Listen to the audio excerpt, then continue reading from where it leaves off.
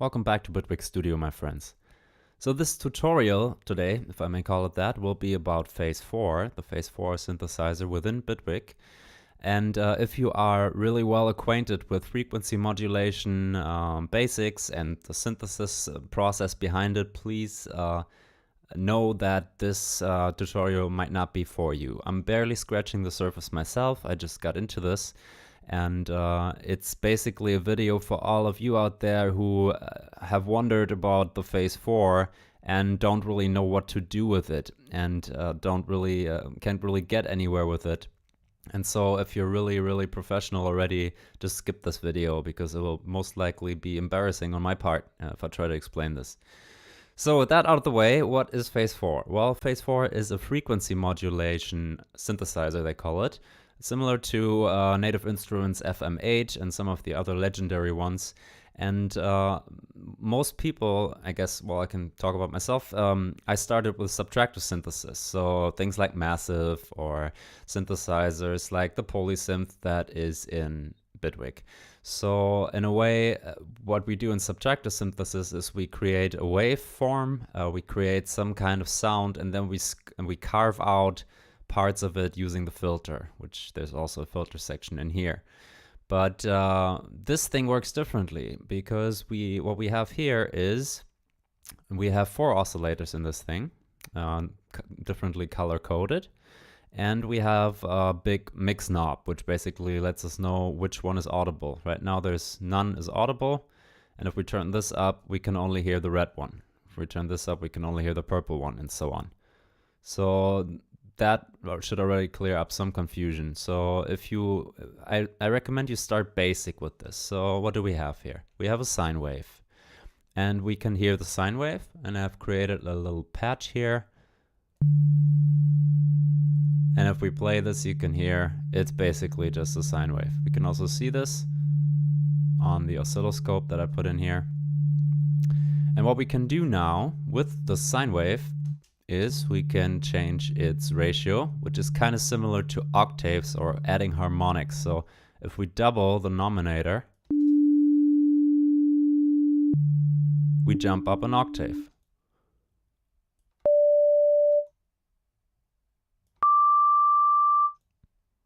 But we can also use the ratios in between, which are odd harmonics, if you will, or odd ratios, which will create something in between, which would give us the different harmonics that would be on the way to the next octave.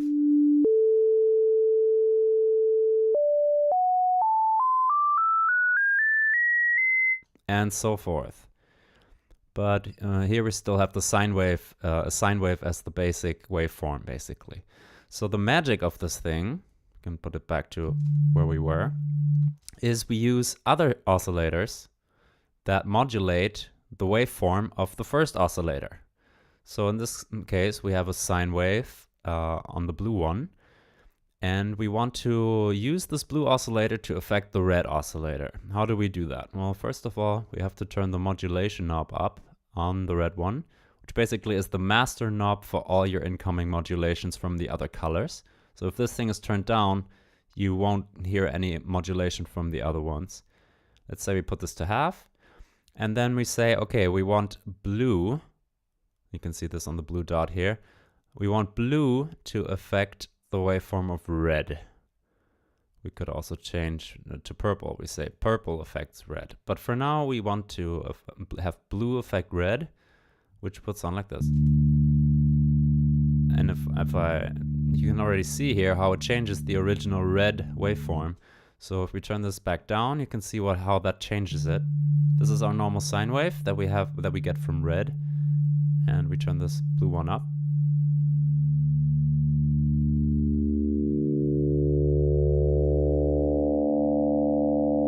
And you can hear and see how this has become a more complex waveform, because this one sine wave is modulating the other sine wave.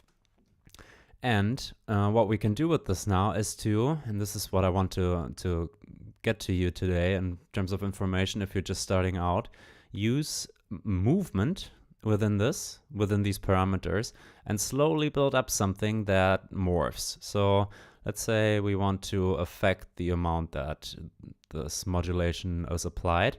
We can use any modulator or LFO or something. We can use the filter envelope. Something is really quick to say, all right, use the filter envelope to change the modulation amount of blue going to red. And then increase the attack so we can really hear what we're doing. And the decay, so it rises slowly and it falls slowly.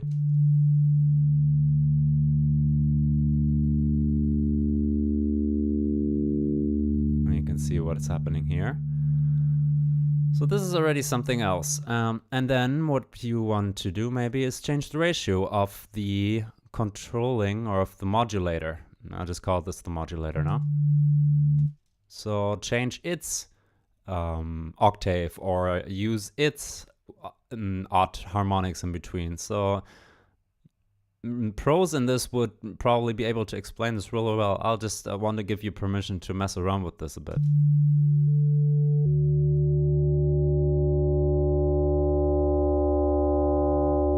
So now we have this odd harmonic here affecting the red one, and you can see the result here. Of course, we can also change the waveform. So let's say we wanted our modulator to change a different wave. And you can kind of change the shape of it as well. So without making this too complicated, it seems like if I turn this up on the sine wave, it also adds more and more harmonics until it even becomes a saw wave. So if we turn this modulation amount down for now, so we can only hear what the red one is doing without being affected.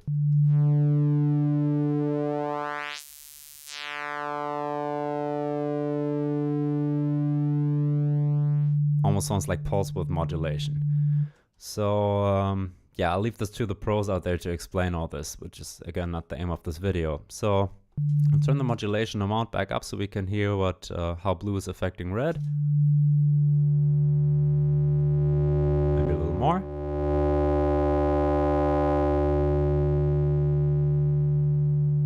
We could change the ratio on the original.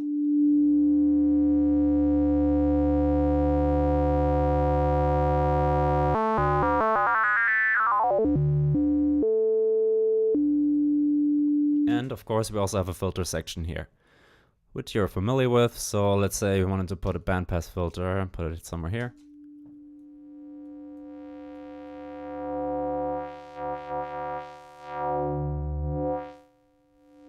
Fairly straightforward if you're familiar with the regular subtractive synthesizers. So if you feel fearful of this thing, first of all, I totally understand it, and I sometimes still do. But it's totally worth getting in here and slowly changing. Let's see, what did I do here? Open up the filter again. Slowly messing with single parameters at a time and see how that affects it.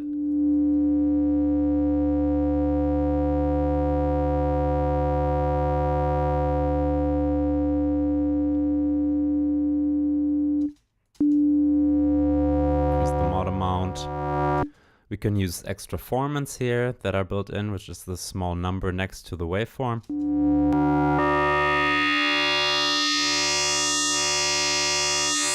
I'm sorry if that is a little harsh on the ears.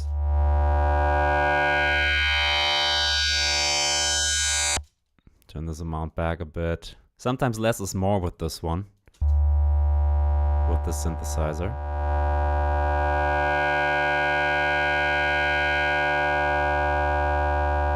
And then, of course, you could also apply modulation from another color to our modulator, which then also gets sent here. So how do we do that? Well, it's just kind of the same way like we did it with the red. And it takes a few times to kind of be ingrained in your brain. So this is really easy. Again, we turn up the mod knob on the blue one, let's say halfway. And we say, all right, I want purple to affect blue by simply turning this knob up.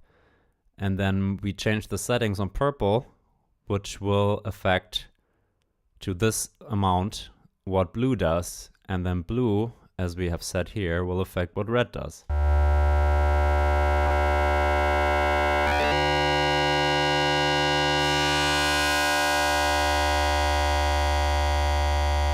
And as you can hear, we have created some kind of rather complex, snarly, sawy kind of... It almost looks like a sine wave, but it's stock full of harmonics.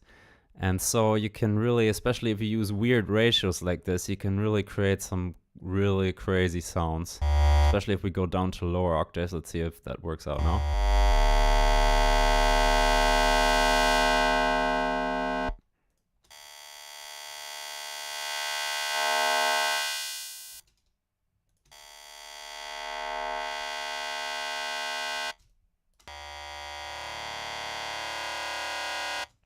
And then how this thing comes to life is if you simply use, if you find your parameters like we just did here, something that does sound great, which this does not, but it's for display purposes, I guess, as I'm still figuring this out. So we use small amounts of modulation to get movement into this thing.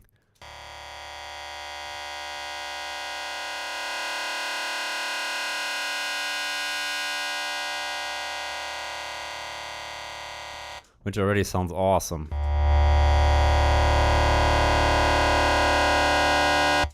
You know me, I'll have to put my gates behind it.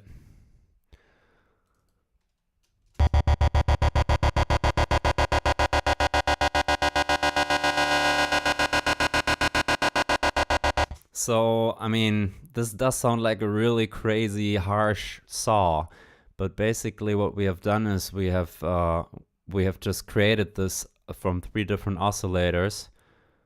Purple modulating blue, which modulates red, and then this comes out. So I find the more I use this thing, the more I stumble upon sounds I would never have expected and that are totally sweet and unexpected. And to all those pros out there, they can actually explain to you in detail how this all works with the ratios, how odd harmonics affect even harmonics on the carrier, I think they call it, is the bass wave that we hear, and the modulators, how they affect them. So if you're interested in this, just kind of go on YouTube or wherever you learn stuff, and then type in FM synthesis or frequency modulation synthesizer, and learn more that way. As I said, I'm still learning myself. So what else can I offer here of value? Well, if you want to get started and to see where this can go, it's a really great idea to actually check out some of the presets. And I have noted some down. Let's see. Turn the gate off.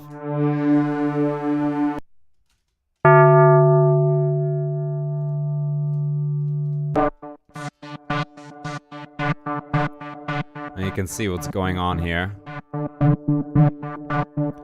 In this example, yellow is also modulating red, and nothing else is modulating red, but you can see how yellow is also being modulated by red. So yellow modulates red, yet red modulates yellow, and we can also hear yellow because this thing is turned up. We can also hear part of blue, so they're not only modulators silently that affect this audible wave, but they're also partly audible themselves. And so the more we study this, the more we can kind of try to get behind what's going on here, and in the end really use mathematics in order to forge the ratios that we want in order to achieve the sound that we're after, which I'm still years away from, I feel. But I felt I wanted to really get into this FM synthesis more, and I feel Phase-4 is a great start for that.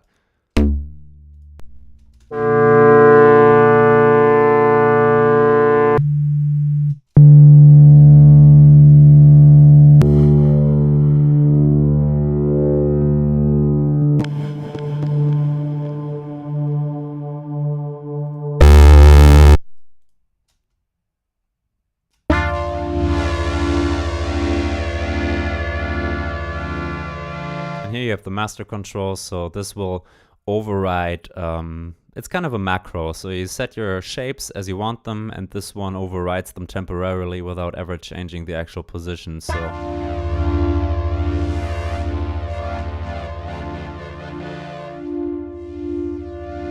which would give you nice modulation options on the fly, and the same for the mod knob.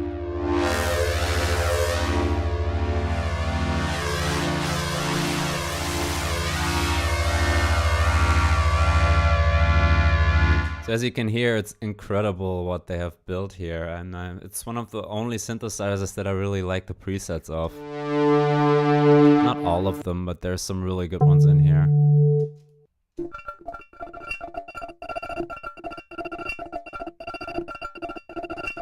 And you know, normally when I hear something like this, I would build it with a sampler and then kind of loop the sample and pitch it up and then effect it with a lot of effects and stuff. And granted, there is a large effects chain in here as well, but the presets are just really awesome in order to see where this thing can go.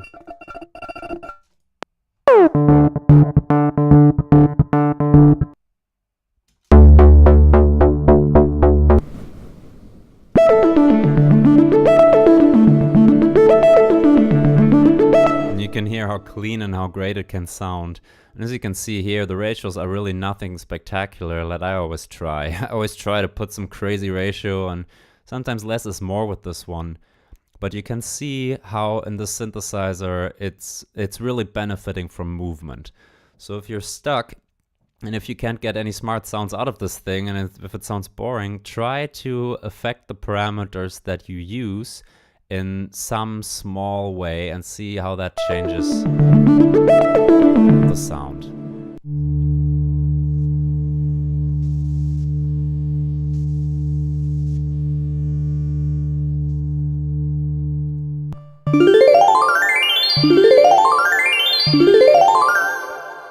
I mean, it's singing, it's awesome. FM synthesis is also great for creating kind of percussive sounds. You can use an arpeggiator or program a drum patch, a drum MIDI patch for it, and then just have it play off that clip. And then of course you have all the usual, you have your categories in here, so you can just hear pads. Wow. And I'm not even modulating here. I mean, it's modulating by itself on the patch, but...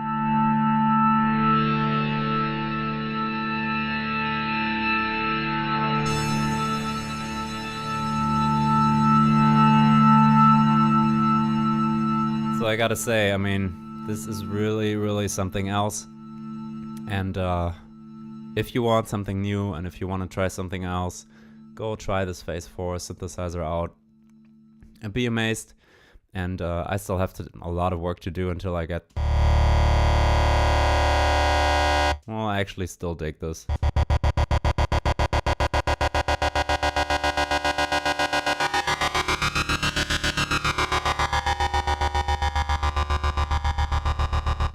You know, and just try it out and see how you like messing with it. Just remember to introduce some movement, because the magic from this thing really comes from the minute changes in modulation that you apply. And messing with the ratios.